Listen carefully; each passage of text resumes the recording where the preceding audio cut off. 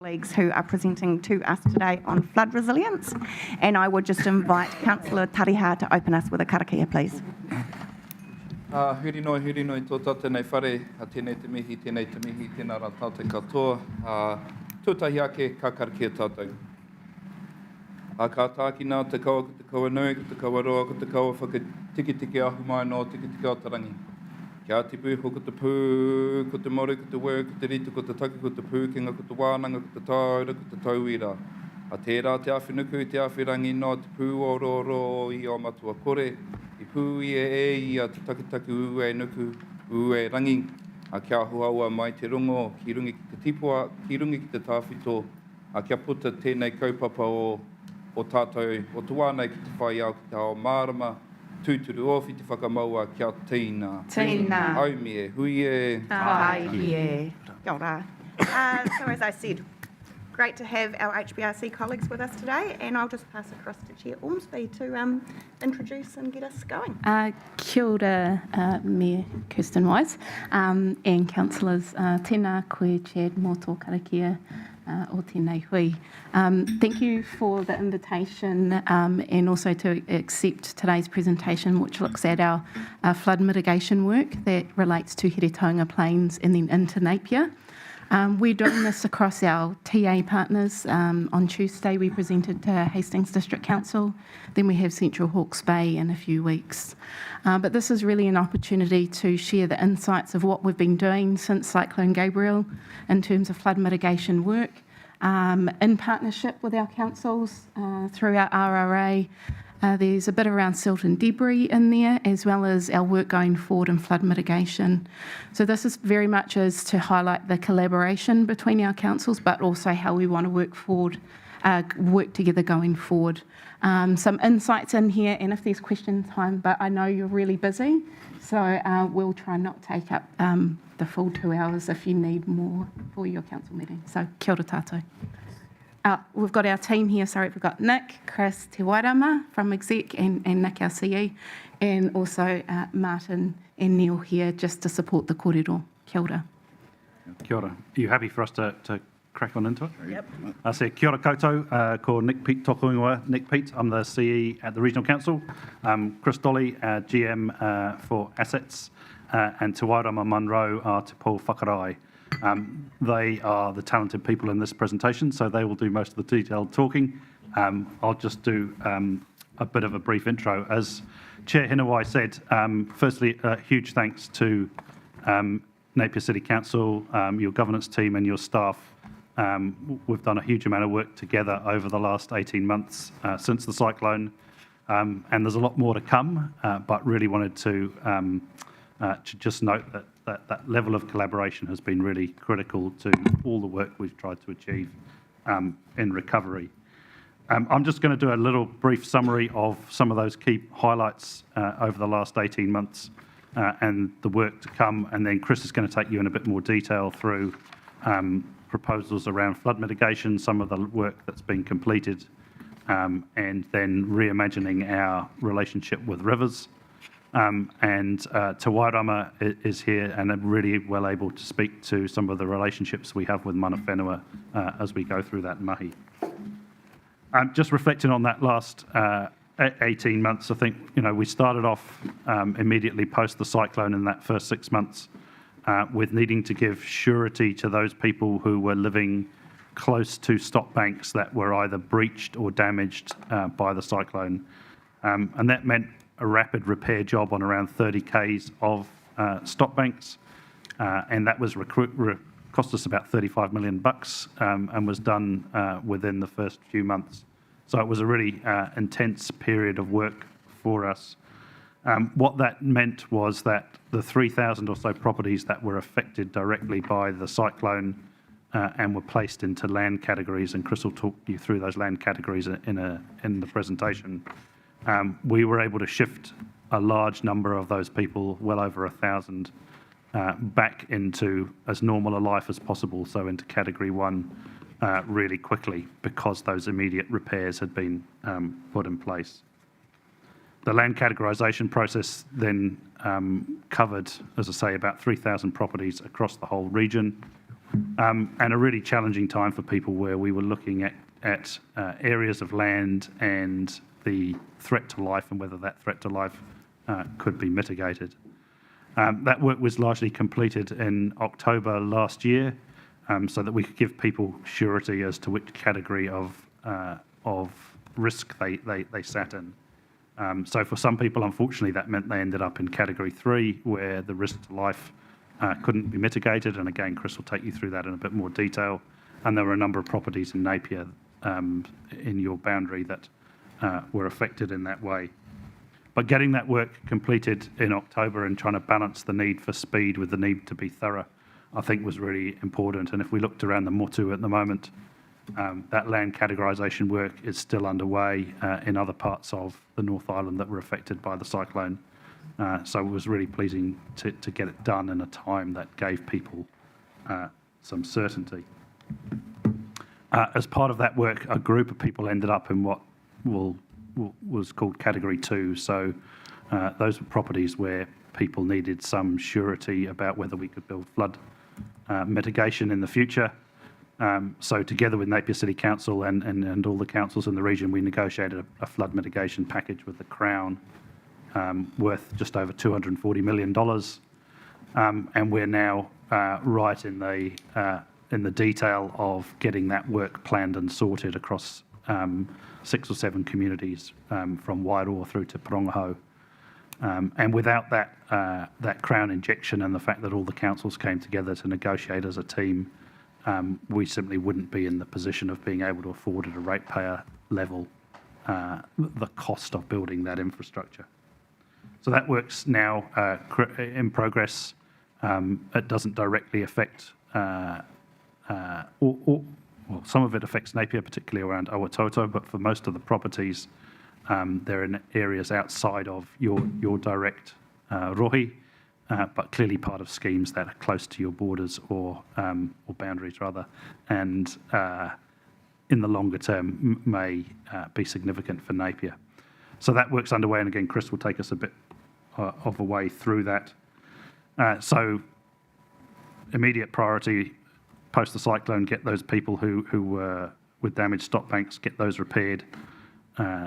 Second move has been to get the people who were affected by the cyclone who don't have any flood protection, to get that program in place. And the third kind of key part of the process, which we're going to talk to you a bit more about today, is a longer term job of reimagining our relationship with rivers across the region. It's pretty clear we will not be able to build our way out of every future scenario under climate change.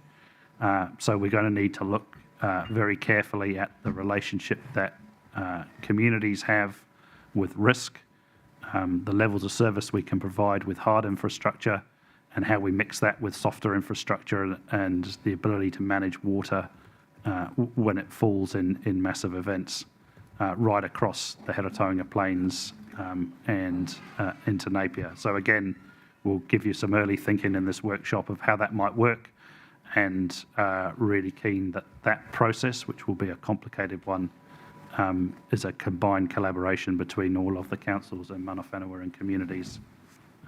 And so this is really step one in that long reimagining process today. So with that, I'm going to hand over to Chris and to Wairama to take you through the detail. And happy, Mayor Kirsten, as you see fit, to interrupt and say, can we stop for questions? Thank you, Nick. So, yeah, absolutely. If there are a few questions along the way, that's fine. We'd rather cover off the areas of interest rather than just blindly sort of going through a presentation. So, interrupt as you see fit. Really, I just wanted to start off here highlighting that there's a lot of information out here for your constituents and yourselves. We're very mindful. We've sort of been heads down doing a lot of this work, and an important part is to really tell the story across the community as to what's happening. So there's some various examples here. One is restoring our environment, which is really the story of the Gabriel response from the perspective of the Regional Council. That's quite a comprehensive public document that was signed off by our council earlier this year. We're also now sharing across all the chief executives in Hawke's Bay our detailed monthly reporting on our North Island weather event program, so people can see in great detail, if they want to, where all our various NIWE projects are at.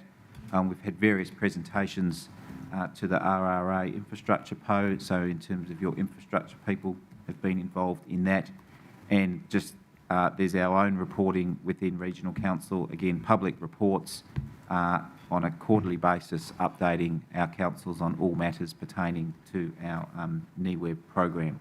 So there's a lot out there, and we've also got the job to come along to councils from time to time and just let everyone know where we're at. So Nick sort of covered the structure of this presentation, and here's just a diagram of what is the Heretaunga Plains Flood Control Scheme. And we're also trying to use different language going forward. It's a lot more around resilience rather than control. So this scheme has been built up over the last 130 plus years through various instruments, through Catchment Board and then over to the Regional Council. And obviously Napier is a key area that is protected by that scheme, as you can see in the top of that diagram. Oh, there we go. I've got 2 slides here, so I've got to see I can just keep kicking me. So now you can see the map. And the level of protection here is, for this scheme, is a 1% annual exceedance probability, which is a fancy way of saying that in any one year there's a 1% chance that that infrastructure may not protect the people it's protecting. And what we've found is it's really important to use language like that, because through a lot of meetings and conversations with people who were impacted by the cyclone, that they're of the view or didn't perhaps contemplate that there was that residual risk, and no infrastructure can provide 100% protection from events. So communities understanding that residual risk is really important. And then within our flood resilience scheme, we've got 9 drainage areas, and so they're shown on that diagram to the right. And obviously that's where we have the Napier-Miani scheme, which is an arrangement that's some infrastructure is run by the Regional Council and some is run by the Napier City Council. And we've also got the Awatoto scheme there as well. So those are drainage schemes, and they have a much lower level of service. As land drainage, they provide drainage of around 30 millimetres of rain per hectare per day. And so they're simply not designed to deal with major floods. And one of the things that we're looking at is, as the urban environment expands into those rural areas, that's an area to keep an eye on. So that's sort of the lay of the land and where that infrastructure is located. So I've sort of covered the 1% AEP. Back in 2015, the Regional Council consulted through its LTP to upgrade that infrastructure to a 1 in 500 year level of protection. And at the time, they funded that at about $1 million per annum. So it was quite a long journey. There wasn't an intent there to transform the scheme from one level of service to another over a few years. It was really a decadal response. And what helped the Regional Council sort of turbocharge that to an extent is through COVID. We had that recovery funding that the Crown made available. And so there was a $20 million package for the Heretaunga scheme put together. And so that enabled us to do a couple of upgrades, and one of those being the Taradale Stop Bank, and there was another one completed at Ngātarawa that protects the town of Hastings, and they were really prioritised in terms of the consequence of stop bank overtopping or stop bank failure, and obviously protecting urban environments and that built value in those communities, put those projects at the top of the list. But there's 46, in terms of that scheme, there's 46 sections of stock bank that ultimately need to be updated. Can I ask a question, please? Yeah, yeah. What is a strategy of low regret? Yeah. So what that means is there was a number of other projects in terms of Motio, Omaranui, East Clive. So those projects were also slated at the time to be constructed to that 1 in 500 year level of service. On reflecting on how the scheme performed in Gabriel, the ultimate question we need to answer is how the scheme responds to an over-design event. So that's an event that is bigger than the scheme is designed for. And it's true to say that whatever we design the scheme for, there will always be an event that's bigger. What happened in this event is that the entire scheme was built to the same standard of 1% AEP, bar 2 small sections of stock bank. And so there was no real clear plan of where that water would go in an event like Cyclone Gabriel. So the return period, the pre-Gabriel return period of Cyclone Gabriel was a 1,000-year return period. And when we take the event into account, it's still up there, sort of a 400-500-year return period. So we could get events that are larger than Gabriel. We'll get probably more frequent events that are smaller. So the no regret means we're not going ahead and building a whole lot of infrastructure that may not be compatible with our future direction. And so we're terming it reimagining what our schemes look like or our relationships with the rivers. And we're looking at a much broader suite of options, which we'll sort of get to later on. So what we're doing, and so examples would be the Maraenui golf course stock bank was an old stock bank that was decommissioned in the late 80s. The reason we're working on that is it is low regret. It's relatively low cost to reinstate that. It is a secondary barrier in the interim while we're working out. So if we had to have another Gabriel type event, it would provide a level of protection should the primary protection be overcome. So that's sort of how we're looking. We don't want to do things in the short term that are capital intensive that aren't consistent with our long-term plan or strategy. So this is obviously this is a colour-coded program, pre-Gabriel program of where those upgrades were occurring, and so that just provides a visual representation. You can obviously see the Taradale stock bank in there. Then the Tarawa stock bank is down off bottom left of that diagram, and we'd worked up solutions for Motio, Omaranui, East Clive, for example, that are just parked up, fully designed, sort of ready to go once we understand the long-term strategy. So I've sort of covered off a lot of that slide, so I'll just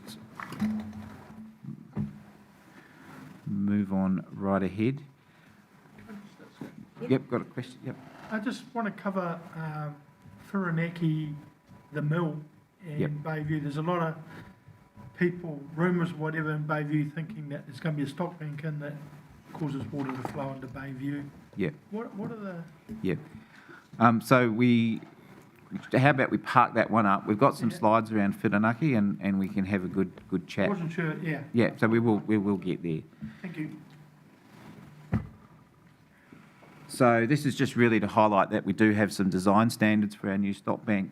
So we're now using post-Gabriel information, and so NIWA did a huge amount of work to come up with the new return periods for various flows, and so we're using that information. There's a couple of locations where we'd need to do some additional work, but effectively the message is we're using the latest information. We also take into account climate change, so we're using that RCP 8.5, which is sort of a business as usual sort of approach in terms of emissions, and then we separately have freeboard. So when we're talking to the community, we're using the latest information, we're taking into account climate change, and we have that sort of safety factor in there as well.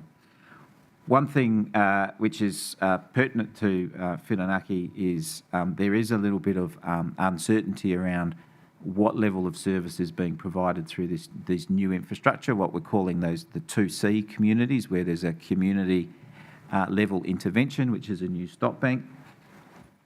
And so I guess one observation is those communities were identified through a specific event being Cyclone Gabriel. So that they have a link to the specific outcomes of Cyclone Gabriel.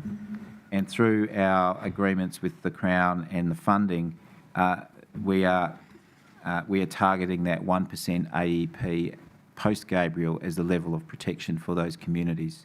And so for some communities, that doesn't mean protection from another Cyclone Gabriel-sized event. And for some communities, it does mean protection from a Cyclone Gabriel event. So I guess it's just sort of daylighting that. And once we've been through those issues with the various communities, they sort of understand sort of where we're at.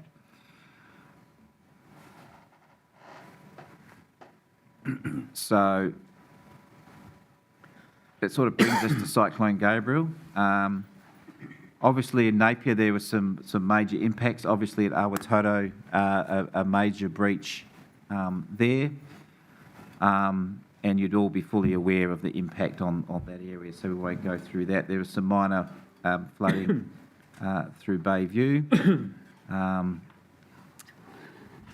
and also through Waiheke Bridge.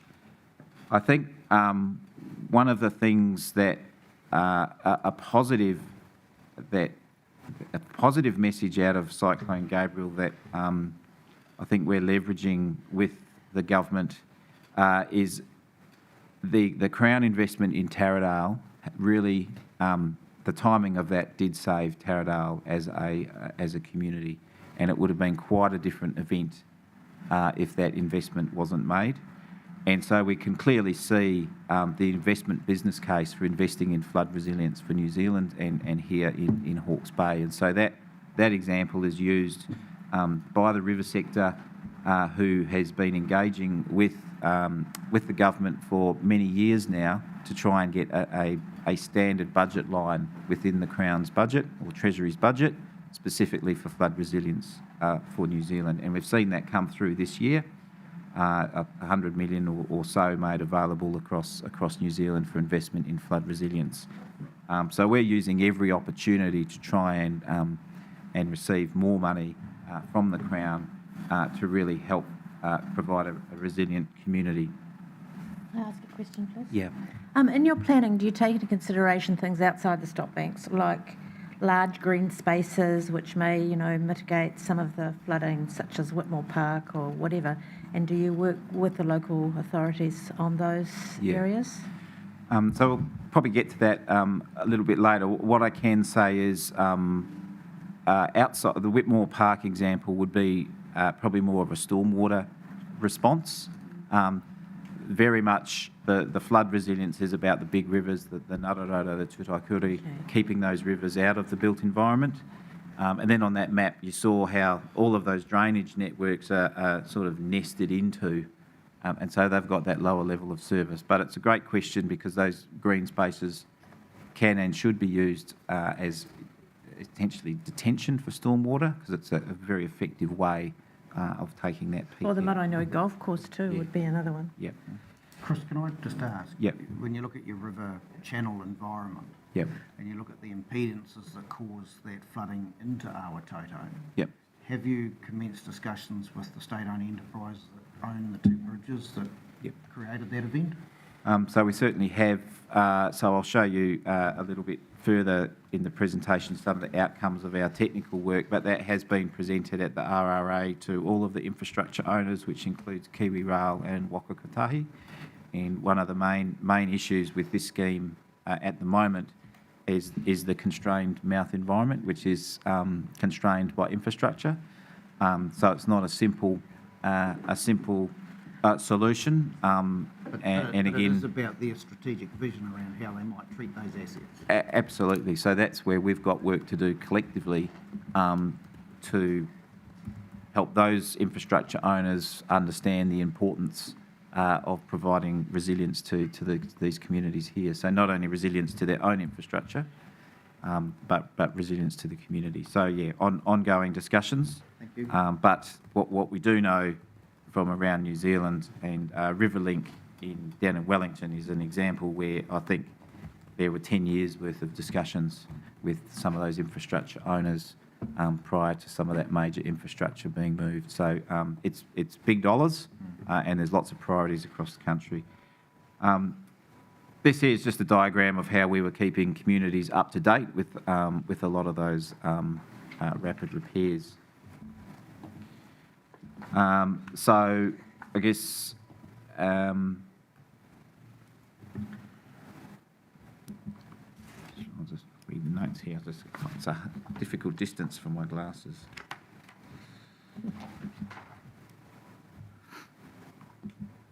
So this slide just really talks about a lot of the rapid repairs. I think those key breaches, we had about 5.5 kilometres of breaches that occurred in the scheme, and as I was alluding to prior, they were a function of chance rather than design, because the whole scheme was built to the same standard, and a lot of those breaches occurred through overtopping. So we know we had tens of kilometres of stop bank being overtopped. It effectively eroded the downstream toe of those stop banks, which then continues the erosion until the stop bank is eroded away. So that's the mechanism of that failure. So very quickly, yeah, within 3 months, all of those breaches were repaired, and then the wider repairs continued on after that. And collectively, we were also very successful in Crown funding to deal with a lot of silt and debris, and I know Napier's, in terms of Awatoto, been very active in that space, and so has the Regional Council across the region. And we've also done some work in the upper catchments that people may not be aware of, where we've removed a lot of that debris in the upper catchments so it can't become remobilised, damaging further bridges, etc. Here's just a few examples. Close to Napier, but on the other side of the Turakuri, it's a repair at Omaranui, and some minor damage that occurred on the Taradale stop bank just downstream of the bridge. What we do know in terms of those drainage networks, in terms of that Napier-Miani drainage scheme, but both of our organisations have had quite deep dives into that scheme. We understand that scheme, for the more sort of minor events, it does need a lot of investment. There's about $200 million worth of investment required in the Napier-Miani scheme, really just to meet its required levels of service. And a majority of that sits with Napier City Council, but there's also about a $50 million contribution from the Hawke's Bay Regional Council. And the teams are working well together on that. And we're also working on a piece of work to look at whether we should be having one operator of that infrastructure. So certainly from a staff's perspective, it makes sense to have one organisation responsible for the one network that provides safety to Napier. And we're continuing to work through that business case. And I had a workshop a little while ago, and there'll be more work done in that area. But that's a live discussion around efficiency, where we have two organisations working on different components of the one scheme and having to align those organisations and the decisions of those organisations for the best outcome for one set of ratepayers who are paying two sets of rates. Chris, Yep. appreciate this Yep. isn't my council meeting, but I think because Napier City have had our workshop, we have Yep. as well. Yep. What is the timeline looking forward to when we get a chance to resolve it, I guess, Yep. from a staff's perspective, and then coming back to governors Yep. on where we go next? Yeah, so we're trying to keep it in sync. So there were those workshops presenting the latest business case. My understanding is Napier Council requested some work from their staff in terms of looking at if they were to receive that infrastructure around capacity and just how they would do it, so they would be better informed. So my understanding that work is underway. We're we've actually got a meeting together in the next week or two. I can't remember exactly when it is, but it's coming up with Morrison Lowe just to talk tactics on those next meetings. But my feeling was we probably need that work to be done, so then Napier City Council is in a level of comfort in terms of their decision making. It is a little bit more challenging with the local waters done well. My understanding under local waters done well is stormwater is an optional component of 3 waters, and so that provides some further uncertainty. And so, yeah, that's where we're at. So I think over the next few months we should be coming back. Personally, I think this is an excellent opportunity in terms of the view from the ratepayers for one organisation to take over all aspects of delivering a level of service in an efficient and effective way, rather than it being split between the two. But there are probably certain political challenges in the fact that there's investment required in that infrastructure, and how that plays out in the political landscape. So, I'd like to see some political courage to take that on board, remembering at the end of the day, it's the one set of ratepayers who are paying 2 organisations, and this is a great opportunity to explain. We actually have one pump station that has 2 halves, one half owned by the Regional Council, one half owned by the Napier Council and operated by the Napier Council. So some of those things, in terms of efficiency, I think can be quite easily dealt with. But won't dwell on that too much. It's not the subject for today. Chris, just by way of follow-up, we should note that we'd put $500,000 aside to facilitate that by way of the background research into those. Yep. And that's in the current year? So that's correct. Well, we've got, I think, 200 or 300 in one year, and then the other amount in the next year, just to progress that Napier Miani work. Yep. Rhonda? Chris, yeah, question, yeah. back to that Yeah. recovery work in Napier. I understand the Regional Council has resource consent, or had it, but it hasn't occurred, to dredge out the river mouths. What's happening with that? River mouths, yeah. So fantastic question. So there's 16 river mouths, or 17 now, I think, that the Regional Council manages. So they're not compelled to do that work. It's enabled through legislation, and so we have agreed on that 17. And it's really done on demand. So when river mouths close or aren't in a good position, we mobilise equipment to open them up. So it's typically not dredging, it's manually opening a river mouth. The one river that we do dredge is the Clive. And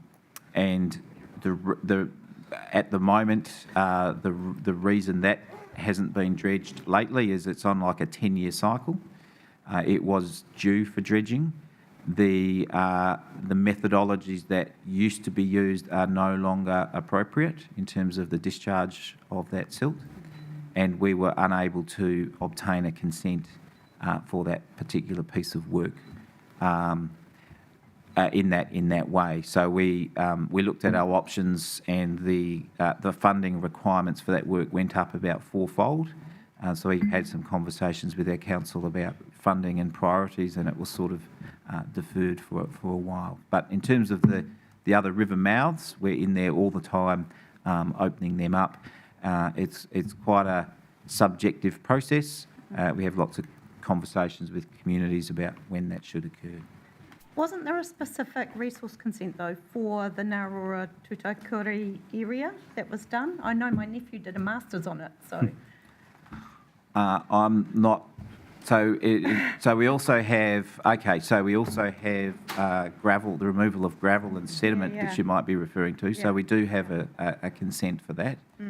So that consent is to remove silt and gravel from all of our scheme areas. So it's not any river anywhere. It's our flood resilience schemes, And how that works is after the cyclone, we've resurveyed all of the rivers. Every kilometre we do a transect across, and then so for all of our scheme rivers, we've done that survey. Every year we produce a report, technical report that says where the silt and the gravel is, and then we use that report with industry, and we're quite lucky here in Hawke's Bay because it's not the same all around New Zealand, where industry effectively takes that material out free of charge. So we collect a fee for that. That covers the management costs. We're not allowed to charge any more than just cost recovery, and then they value add. And so we're very busy doing that. This year's been massive. We had requests for over 4 million cubic metres. It's fair to say that there's lots of gravel far away from where the action is, and there's not much where everyone wants to take it from. So ongoing. Does that? Yeah. Think so? Yep. So just briefly on Landcat, and this is really telling the story. So land category process was created by government as a response to Cyclone Gabriel. So that land categorisation process was effectively given to us to lead locally.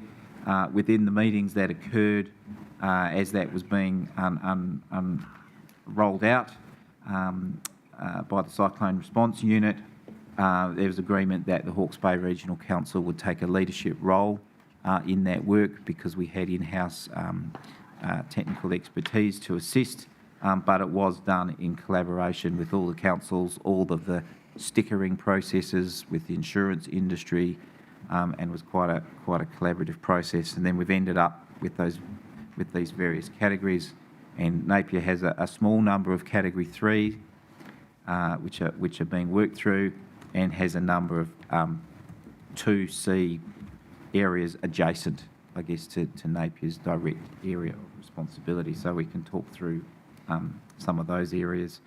As Nick said, it was balancing that tension between doing it well and doing it quickly, and certainly it was in the forefront of our minds to give people certainty as to what was happening and not dragging them through years and years of analysis.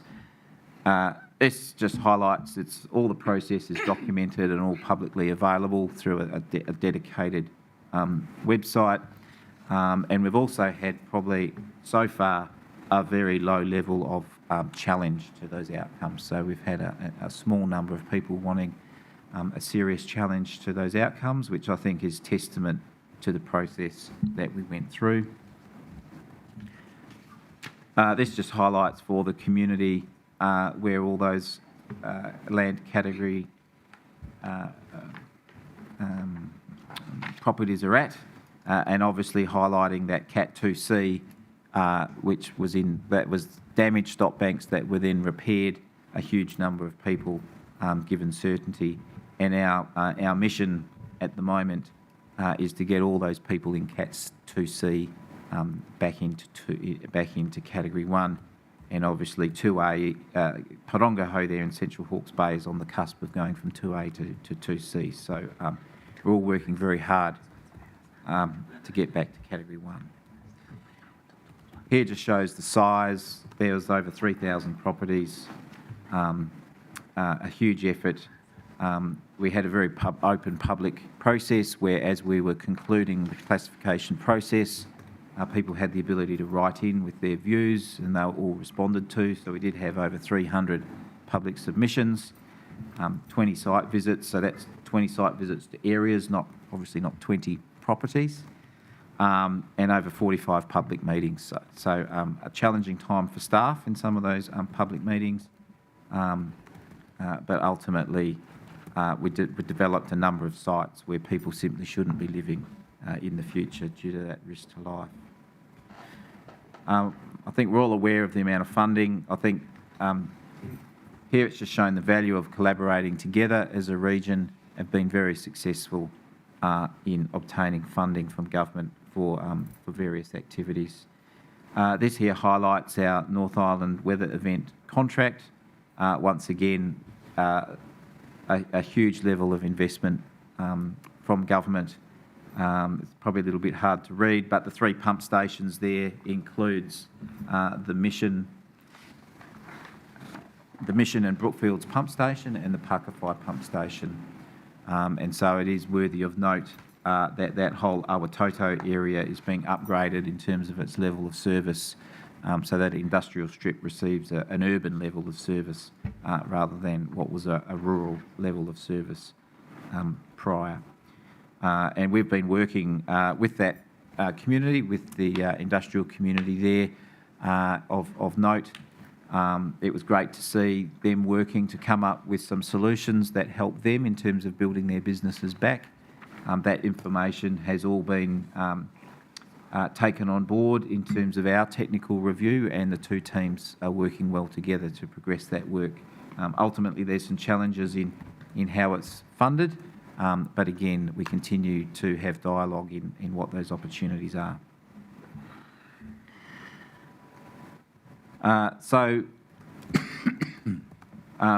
Very important to understand, I guess, the capacity that's been created within the Regional Council to deliver on this. When I first arrived at the Regional Council, probably 6 years ago now, we were delivering about $500,000 a year. We built that up through the Crown funding, IRG, post-COVID, to about $10 million a year, and now we've built up to an organisation that can deliver sort of $50 million a year.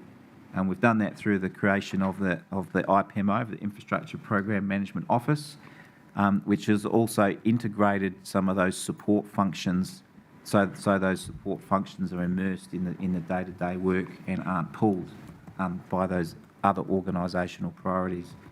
But it is rooted deeply within the organisation for all of those supporting functions. So we've been building that IPMO while delivering, and we're now at a point where the IPMO is very much fully resourced. A lot of the processes and systems are now maturing, and we can really get on and do the work.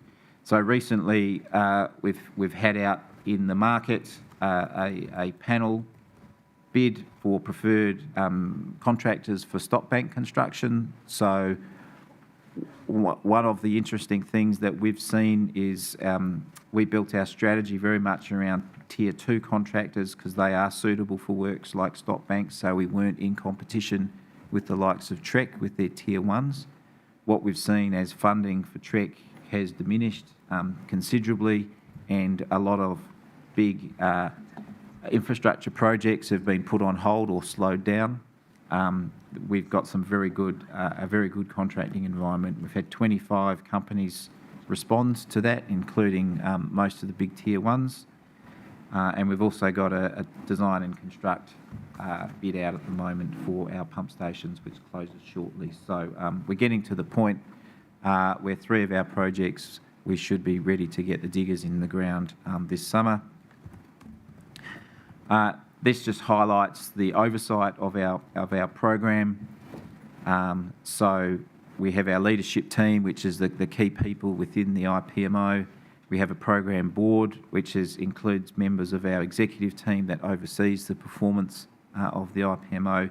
And then we have a program assurance group, which is currently just being altered slightly, but that has Crown Infrastructure partners and some independent members providing oversight and also receiving some independent advice as to various matters with that program. We can then obviously escalate up to the Chief Executive, and we have that overall governance through our council laws. So a lot of scrutiny and a very robust system in terms of that delivery. So these projects aren't directly in your area. We can probably go on to Whirinaki, because that was questions raised about Whirinaki. So in Whirinaki, we did have an existing scheme that protected the industrial estate there with Panpac, Contact Energy and Transpower, and that existing infrastructure provided a 1 in 500 year level of service and was designed some time ago. So as part of our response and with that NIWI program, there was a commitment to keep that 1 in 500 year level of protection for that industrial estate. and a key driver of that is insurance. So for some of our big industrial enterprises, the insurance, and because of the value of those enterprises in terms of physical infrastructure, the insurance industry often requires a very high level of protection beyond that of a normal residential property. And then, obviously, the Whirinaki community there will also be protected through a new stop bank. One of the challenges here is to provide protection of 1 in 500 to the industrial clients. Then that 1 in 500 year level of protection needs to be extended for the community as well. So that's a bit of an aberration from our 1% AEP for residential. And you can see on the diagram, done it again, there's the diagram. You can see on the diagram there, so the B1, that light black and yellow is the existing industrial stop bank that will be upgraded. The new sort of bright yellow one is the new stop bank. And that white dashed one was an initial proposal to maybe put a stop bank down to protect Bayview. That's currently out of scope. What all of these projects need to do is to determine any consequential impacts to others as a result of this work. So that's what is being worked through. It can be quite challenging discussions with some of those community members. Often, if there was no infrastructure, a property would flood, and that flooding could be made worse by, say, 5 millimetres as a consequential effect. That would, generally be considered as acceptable.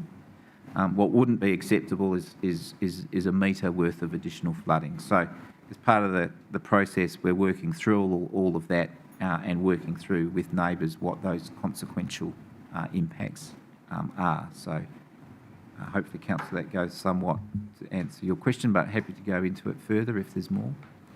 Yep. The Bayview City or the town centre, is that vulnerable in what you're doing? No. So again, we're just working through those consequences. Yeah. So my understanding is the city, the urban form there is not vulnerable to what we're doing. What is possible is vulnerable to future large events, and this is where I think the land categorisation is specific to Gabriel. So the government process around land categorisation only referred to communities impacted by Gabriel to a very large extent.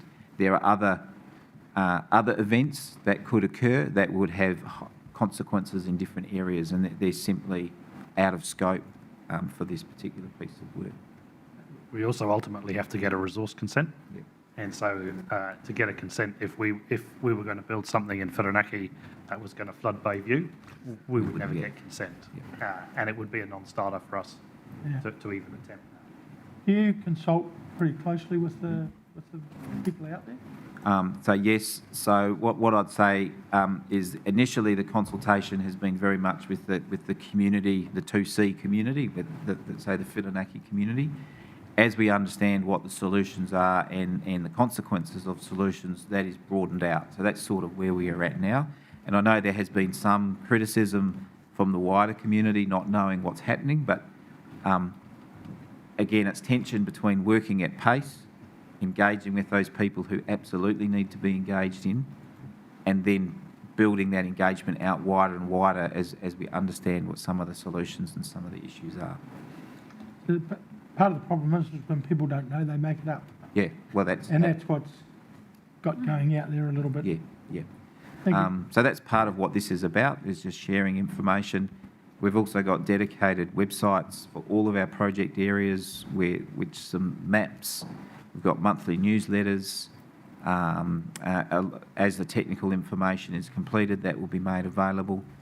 Some of our public meetings are sort of on hold at the moment, and the reason is some communities have simply said to us, stop meeting with us until you've got some concrete information, because infrastructure takes months to work through to decision points. It's not sort of happening on a daily or weekly cycle.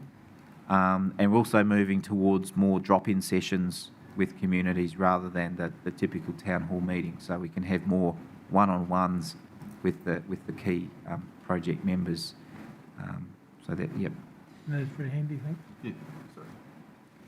Can you talk to us about Awatoto? I mean, I know you guys met with them, we were there. Yep.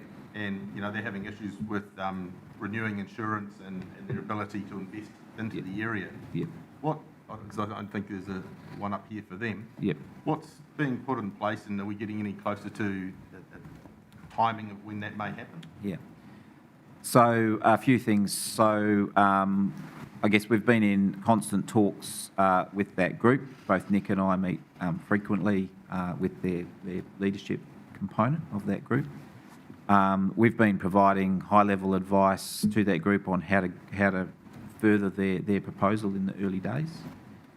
We then took their proposal, which they developed through PDP, and Tonkin and Taylor have taken that on board as part of our broader planning, because what we didn't want to do is do different sets of technical information that potentially had different answers or had different priorities.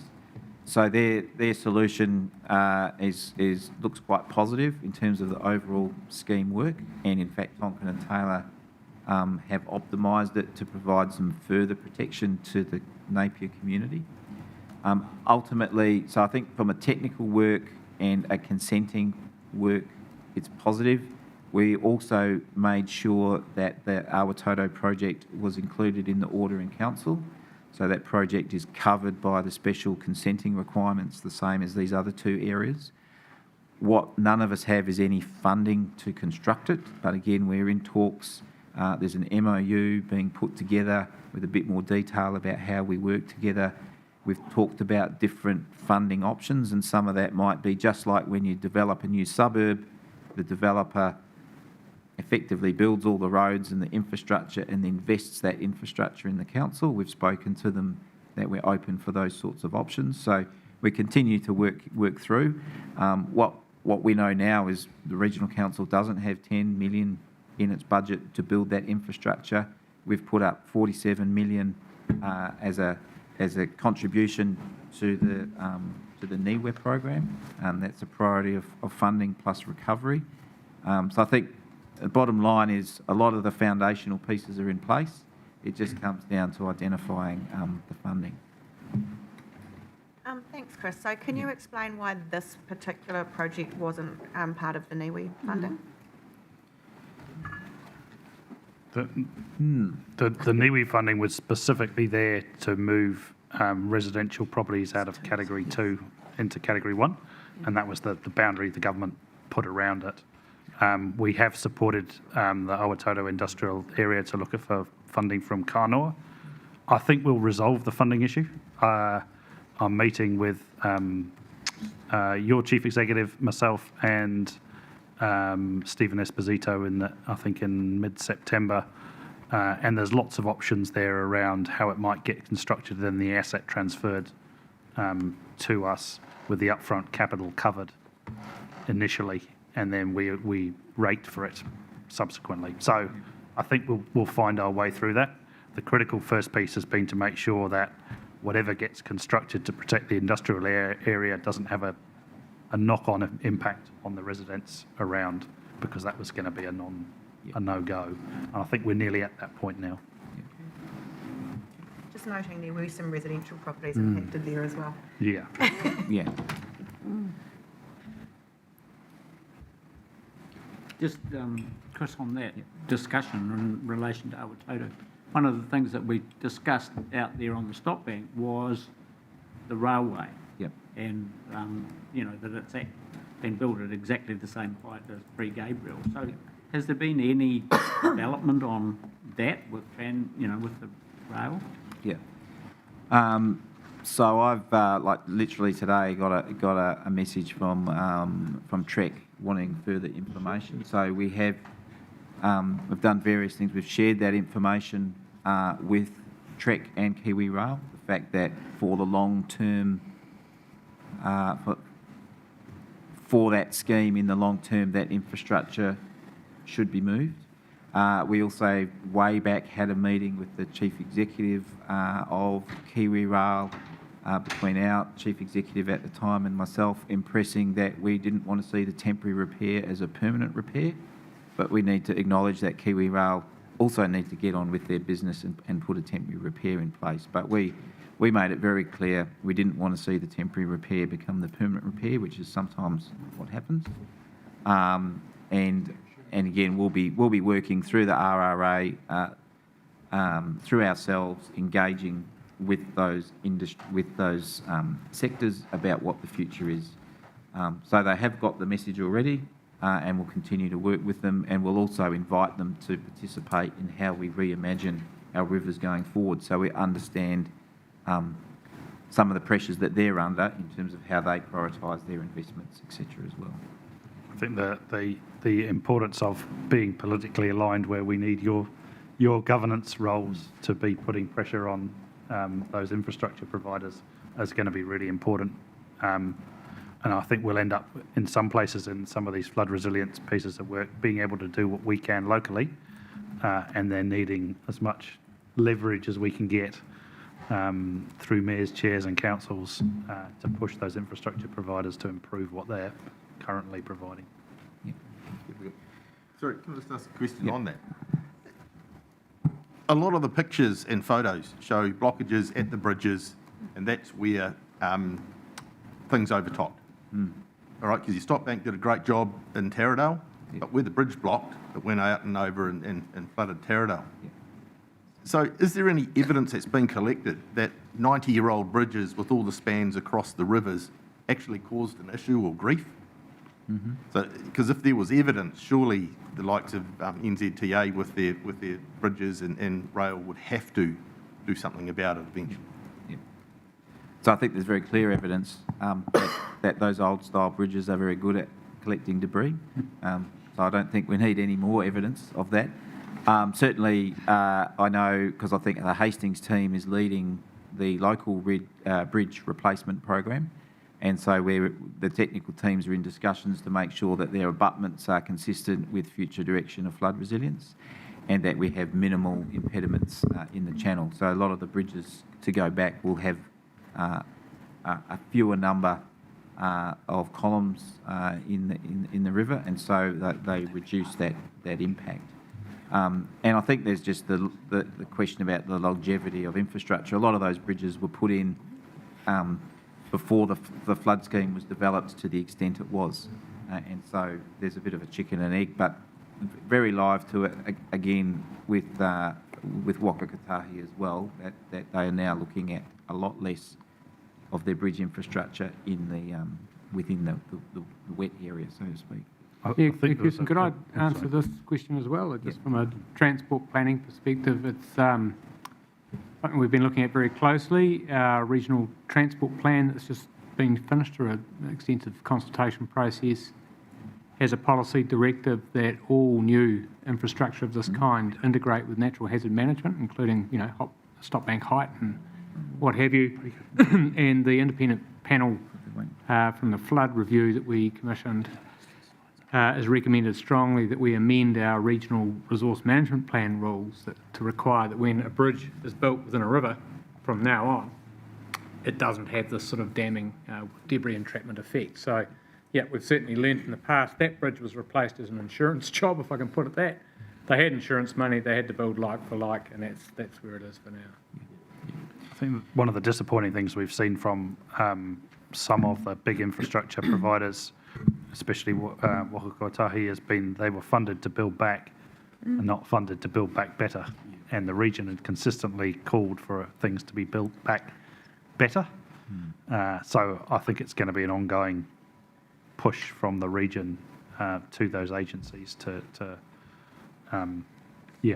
look at future resilience, not just build what was there before. So here we're just highlighting, a massive investment into our instrumentation and flood warning systems. So during the event, a lot of our instrumentation was attached to bridges and simply disappeared with the rest of the bridge. So got a policy position now of not placing instrumentation on bridges, and a lot of technical work being done to keep the infrastructure out of harm's way, and really reviewing every location as to where that infrastructure should be located. So overall, we've got a $5 million investment into our telemetry and flood warning systems, and again, much of that funded by Crown. Also, we now have duplicate comms from all of our sites and have really shored up the robustness of our power backups and things in terms of our major transmission sites. So a huge amount of work done there, which I think we don't need to go into the detail, except that there's a huge amount of work. The other part of that is the public-facing component. We're working to very much improve our public-facing component. There's a lot more cameras going in so we can understand things like debris, where it's at, what's happening at certain locations. We're also looking at things where communities can subscribe to a texting type service that can text them if the river near them is at a certain level, and also being a lot more descriptive in terms of effects. So at such and such a location, if the river is at this level, we'll see the flooding of this field or this bridge or whatever it is, so that people can connect and they don't just look at this worm diagram and then have to work out what it means for them. So there's a big piece of work. Some of that will be what we can do quickly first up, followed up by a more mature approach with a bit more engagement with communities. So we're also balancing around how do we do it quickly, but also make it meaningful. So we've sort of got a two-stage approach planned. So again, just it's worth noting we're working at a national level in terms of improving some of this stuff. A lot of lessons learnt in Hawke's Bay have been shared within the sector across New Zealand, and we are all leveraging off each other to not reinvent the wheel in every region. So what we are doing is a big scheme review in terms of Heretaunga, reimagining our flood resilience, but we're also reviewing all of our schemes.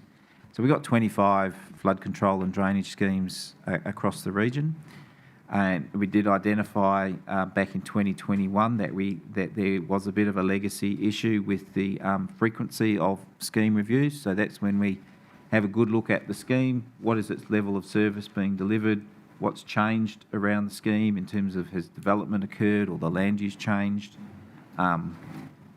what does the impact of climate change mean for the performance of this scheme, have we got the right capital investment in our infrastructure strategy for this particular scheme to respond to all of these sorts of things.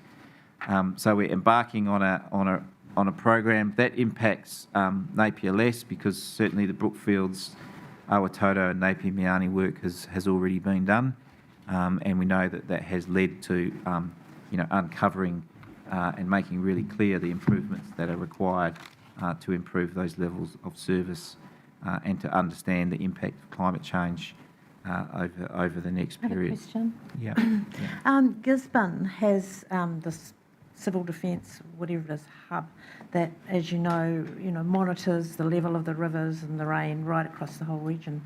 Do you have something like that, or hope to have something like that? And if not, where is all this information that you gather? So in terms of the river level information, we have a similar hub. So we've got a web page where all of our environmental information is accessible. You can do that through a list or a map. So you can see what the flow is and at a raft of locations around the region. What we're talking about is making that more meaningful for people. So there's some examples in New Zealand where it is actually quite meaningful. There are descriptions which says when this river is at this level, this ford is going to be out of action or whatever. So at the moment, people need to have probably a certain level of local knowledge to understand what that river level or what that flow means. So we really want to get it up a notch.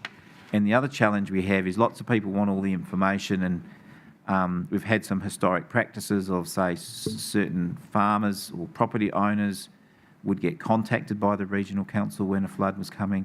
It's a massive piece of work to keep all of those contact details up to date, because people change or there's a new farm manager, and so it's getting into a self-service sort of arrangement. So you can subscribe and you get it, rather than the burden being on the flood forecasters in the middle of the night wondering if their distribution list is up to date.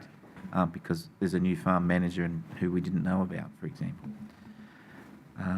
So this is a massive piece of work across the whole region, but the good news in Napier, a lot of that work is done, which is really only the start, because now that investment and improvement needs to occur.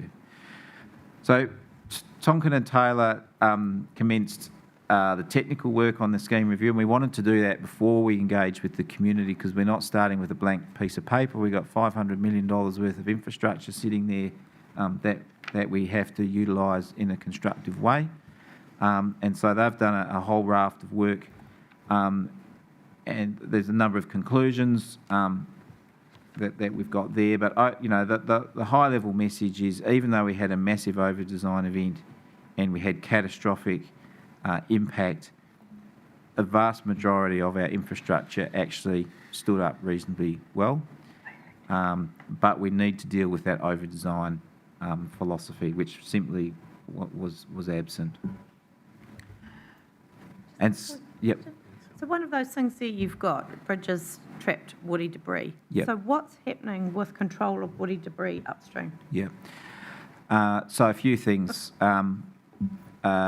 So we have, the first thing is we did some work to understand the source of that woody debris. So soon after the cyclone, we sent some specialists out and they sifted through a lot of that woody debris to determine its source. And here in Hawke's Bay, a lot of the source was indigenous vegetation and also a lot of edge protection in terms of willows and things like that. And there was a very small component of forestry slash or material from forests. Sorry, was that right across Hawke's Bay or just here in... I mean, I know I saw pine cones on a lot of them on the foreshore. Yeah, There. yeah. But I know up in Tutera, Yeah. there was a lot of slash went down Sandy Creek, Yeah. for instance. So it changed. So the further north you got, the more forestry product was in the material, and up in Tairāwhiti there was large components of forest product. And there's also a difference, I think, between slash and whole pine trees. So the other thing is we've seen whole pine trees, root balls and everything, which is not forestry activity. It's just that there was a mid-slope failure and the whole half the forest fell into the river and then has been taken out. So we understand that. A lot of people have said, well, why don't you just take all your edge protection out of your schemes? We don't want all these willows and things in that. They actually have a very important job to slow the water down so we don't get the stop banks eroded away. And again, although we did lose lots, there's also, a lot of it that's still there. So it was quite effective.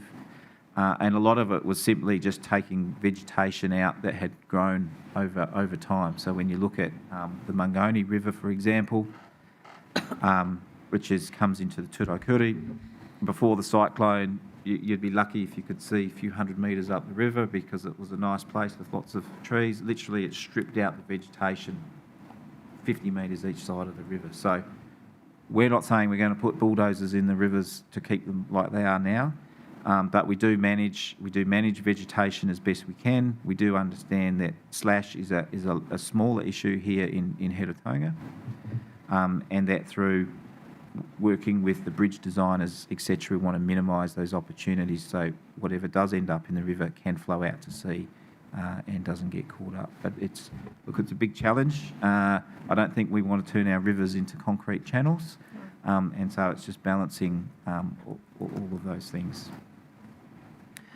Yep. Can I ask a question just off the back of that conversation around the amount of pine product that sort of came down?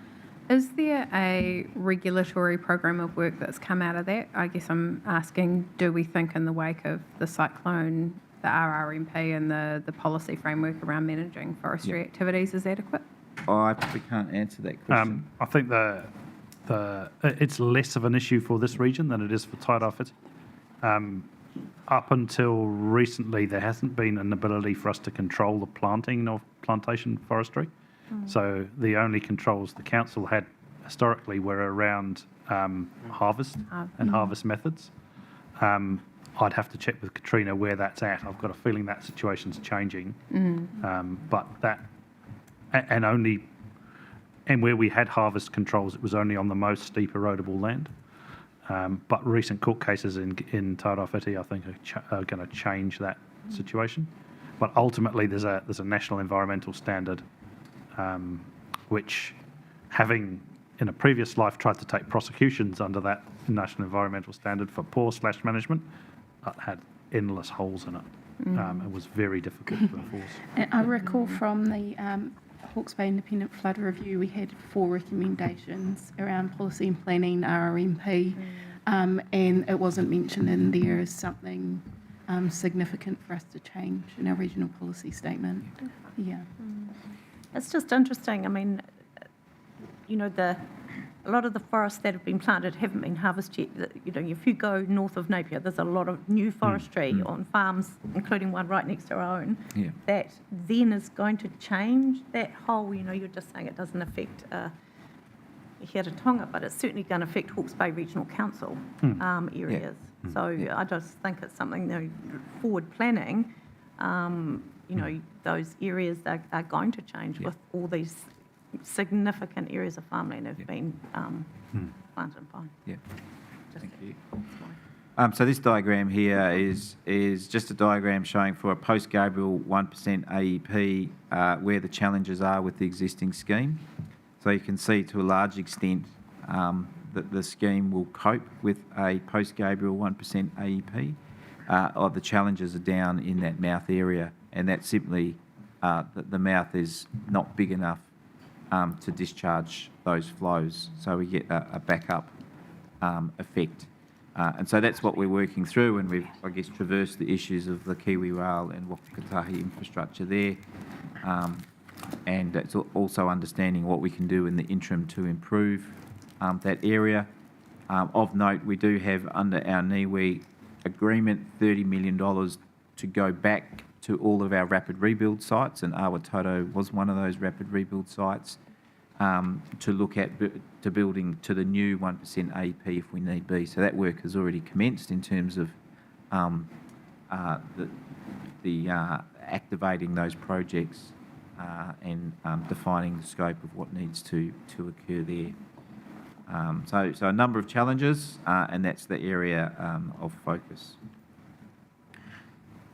But certainly when we talk about reimagining Hiaratonga, it's not about just building back bigger, it's about building back smarter, and so it's that over-designed philosophy. How will it respond in an over-design event? And it's including opportunities like offline storage and detention. So in the mid-catchment, we can have a spillway and detain water in land use that might be consistent with that. We could have spillways at various places, so we know that's where the water will come out rather than random areas. We've identified opportunities, room for the river, which is really widening out those stock banks. Understanding where new infrastructure or different infrastructure might be required. And also understanding that having variable levels of service might be a way forward, and that could be, for example, high levels of service for urban type environments and lower levels of service for rural land. And now we're not, I guess they're all options that are on the table, and there are opportunities to invest in all of those options in the Hiaratonga scheme, but we can't do that alone. Because there's a lot of trade-offs and decisions from a lot of people. And so what we recently spoke to our council about was how we go about reimagining, how we engage with the district councils, how we engage with our PSGEs, how do we get to recommendations, and how do we make decisions. And so really, again, this is just really socialising this for the first time, and we'll be back for some more discussions, but we need to know what's important to Napier City Council in terms of flood resilience, and how would you like to sort of fit into this process. At the high level here, we don't think it's going to be quick. If we talk about offline detention of water, that is purposely conveying flood waters onto someone's property for a period of time, and probably no one in the first instance is going to be putting up their hands, but it's ultimately understanding what land users might be compatible with that sort of activity, acknowledge that it's going to be very infrequent, you know. It's not going to be every year, it's probably not even going to be every decade. It would be quite infrequent. And how do we do that? In Room for Rivers, so part of the challenge we have now is people are wanting to develop areas that are potentially areas where Room for Rivers can be provided. And so we have this challenge of how do we provide that feedback where legally they can do that under the current instruments, under the current statutes, but you know, we know it's probably not a wise thing in the longer term. So we're dealing with a few of those examples. So we'll come back to you on this on a bit more detail. But our high level is really working through to our next LTP with a brand new plan of the investment and having a more resilient response to those over-design events. This is just highlighting where we are at with the independent flood review. So really challenging. Opening our organisation up is a courageous move for a bunch of specialists to have a look in and hear all the thoughts of the community and pass judgment and make some good recommendations. So I think there's 47 recommendations, and this pie chart just shows which ones are complete, which ones are underway. This is really a very first cut. We met with our council laws yesterday to discuss this. It's only 2 weeks after we've received the report, but I guess what we're wanting to highlight here to the community is that we're actually underway on a whole bunch of stuff. We haven't sort of been sitting around waiting for the report. A lot of it is just best practice that we've got on and carried out. And so we'll be coming back certainly to our council and others and public facing, demonstrating our progress against all of those recommendations. Probably just last, and Katrina would normally deliver this, but she's got a couple of dealing with a child with a broken leg at the moment. But in terms of land use controls, you know, we've got this, you know, really good example that's in the Hastings district where we've got the development at Tungoil Beach, where advice from the regional council was don't build there, advice from the Hastings officers was don't build there. A district plan amendment went through which allowed a subdivision, which is now a category 3, and the council is co-funding the buyout of those properties before they've even finished building them. And so that's really building future loss that we want to avoid, and that's, I'd say, is not the only example. There's quite a few of those examples around. And so in terms of land use planning controls, there's a bunch of recommendations, and one is an urgent review of our regional policy statement. So that work is currently underway, and it's also saying that regional policy statement should be a lot more directive because the district council plans sit under that regional policy statement. So a lot more directive that we take into account the hazard profile and are simply, you know, not actively building future loss into the system. So that's probably the high-level message on that one. So that probably brings us to a... Do you want to say something about that? Yeah, so so that probably brings us to the end of the formal presentation, and we're happy to answer any questions, and also to let you know that we will be back from time to time to keep everyone up to speed about what's happening. Thank you. Just going back to the regional policy statement. Yep. And cognizant that Katrina's not here, so but maybe Nick may be able to assist. How is that going to interact with future development strategy? That might be a question past my pay grade, Mary.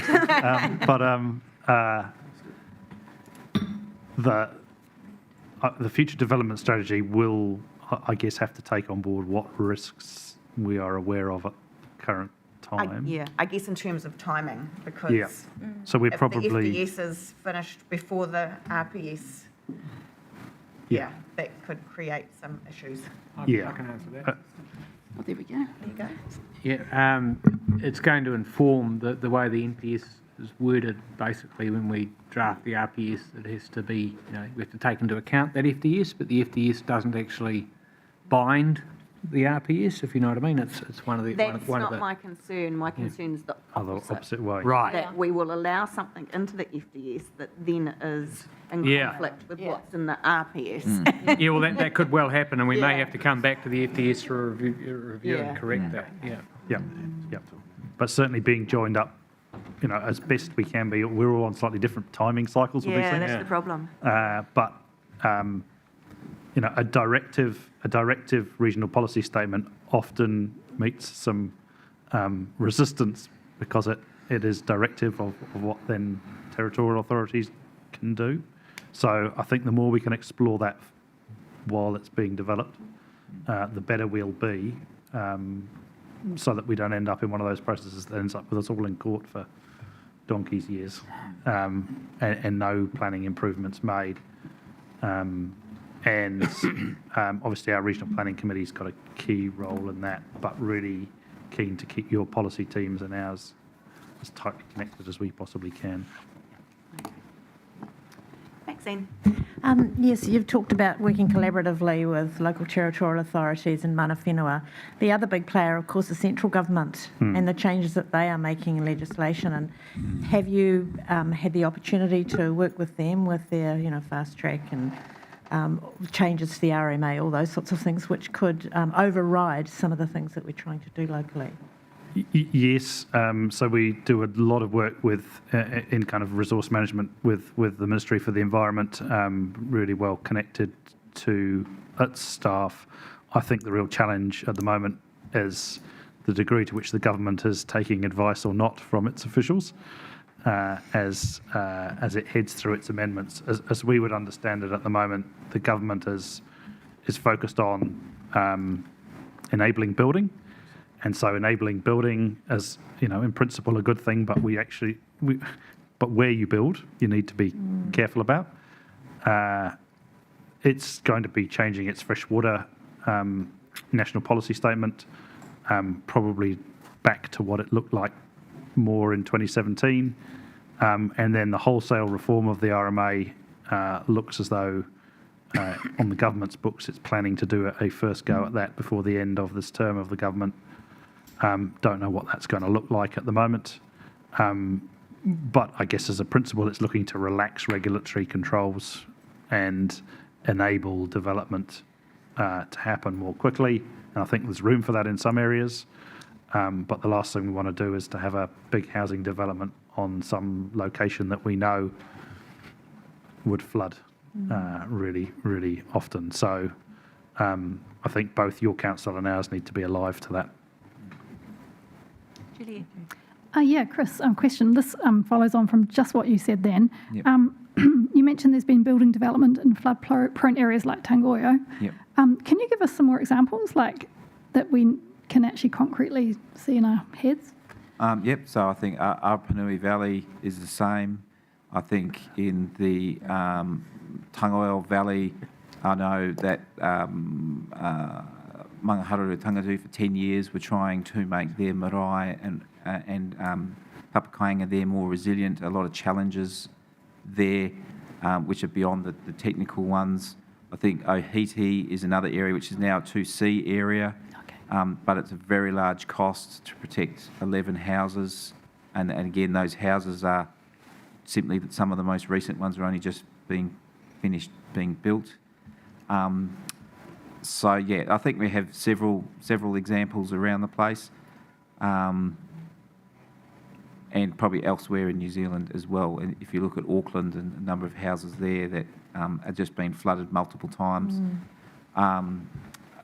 it still sticks in my mind. One public meeting where out at Risington, so Risington is another area that was totally at risk.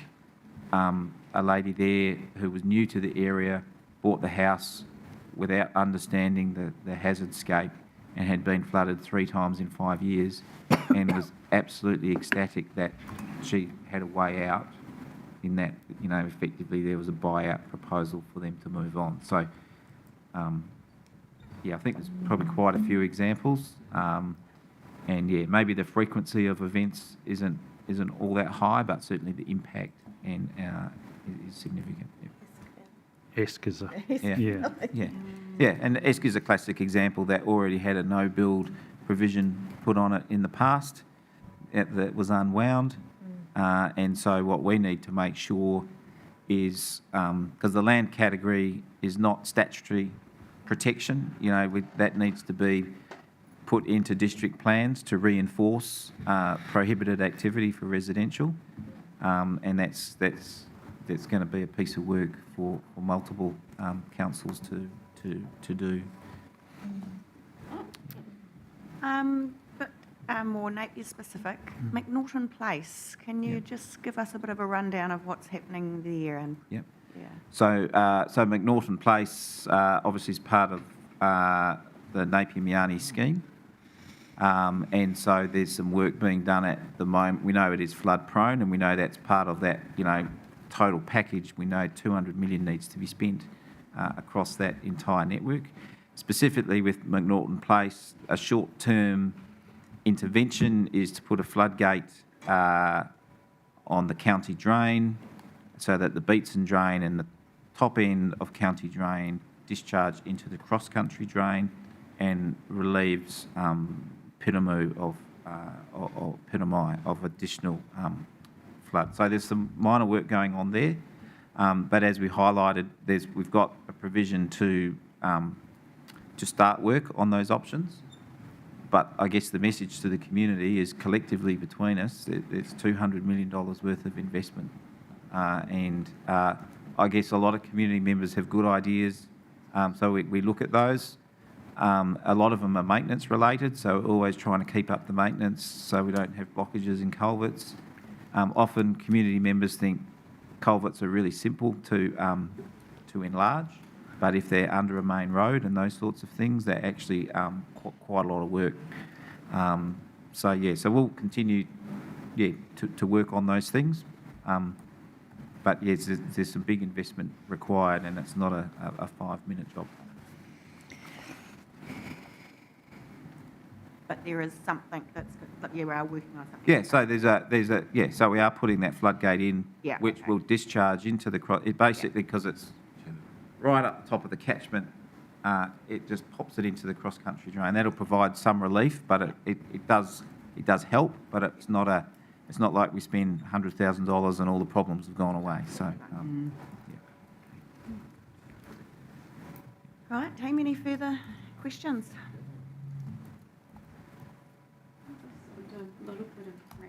And thank our team for the insights shared here. And it's a lot of mahi that's gone on since the cyclone. But looking forward, we have the Hawke's Bay Independent Flood Review recommendations, the Heretaunga scheme recommendations from those reviews.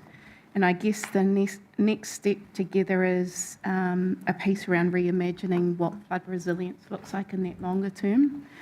And there was that slide, could you put it back up please, Chris, around the timeline of engagement?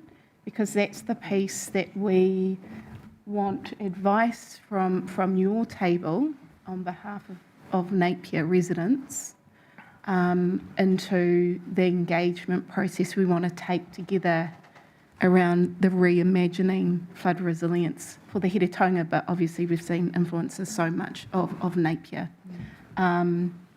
So I guess it's a call for thinking, and maybe the next time we come back we can start to massage a bit more what engagement looks like in a catchment sense, because we'll be doing the same with Hastings District, with Central Hawke's Bay. The suggestions we've had at council have been things like stakeholder groups, citizen assembly groups, mana whenua steering committees. So it's really to start to get those engagement juices going in terms of the thinking and us coming back to say, look, is this what would work for your communities going forward in terms of engagement? Thank you, Henaway. Yeah, that's the bit that I'm stuck on now, or trying to put my head around. And I think it's not just that outward-facing engagement, but how do we actually get the ideas through to you? I'm assuming, Regional Council will lead, will support. Do we have a vehicle that already exists that provides us the channel which we feed that information through and those ideas? Because even though it seems like a long period of time, in that timeline, we all know it isn't. So we'd hate to have our conversations and our concerns, etc., hold up the work that actually needs to be done with our communities. So yeah, what do we have already, and what can we leverage, and is there something, do we need to set something else new up, or yeah, what do those things look like as well? Yeah. Nick, the teams where they intersect already. Yeah, we have got some advice to go to our council, but one of the things that I know Chris and the team are looking at is some of the work that was done for the coastal hazard strategy, and some of the advice and the way that those systems, those community processes were developed were really helpful. So I think it's a discussion with the project lead for that as to how we might use some of the methods that we use there, because they've been pretty tried and true. Yeah. We just can't take 10 years. Yeah. Yeah. Yeah. But yeah, look, this has just an initiation, and we'll come back for a more detailed discussion on all that. Yeah. Great. Okay. There's no other questions. Thank you so much. That's been really useful. Good to have that really comprehensive update of where things are at. Obviously, opportunity to ask questions for Napier Ahuriri. So I know that you are working with our team closely and look forward to receiving future updates and working alongside you with this reimagining process, which I'm sure everyone around the table would agree is just absolutely vital, but will be challenging. So, yeah. Thank you for Thank you. having us. Thank you. And I will just get Chad to close us with a karakia, please. Oh, yeah. Both. Yes, yeah, same time. Okay, ka pai. A ka whakiria te tapu me te mauri o a tātou mahi me a tātou kōrero o tātou nei ki runga ki tekinga o te whare nei. Ki reira iri a ki ai a tai hoa ki kia tikinga mai anō, kia mau, kia ita, kia kore ai ngaro kia papuri. Tūturu ofi te whakamaua kia tīna. Haumi e hui e. Ha nau mai ngā hua e hora nei o tu ao, te nākino o tu waitau o tu wai Māori, nā tāne, nā rongo, nā tangaroa nā maru. Ko ranginui e tui ho nei, papatua nuku e takoto nei. Tūturu ofi te whakamaua kia tīna. Haumi e hui e. Kia pai.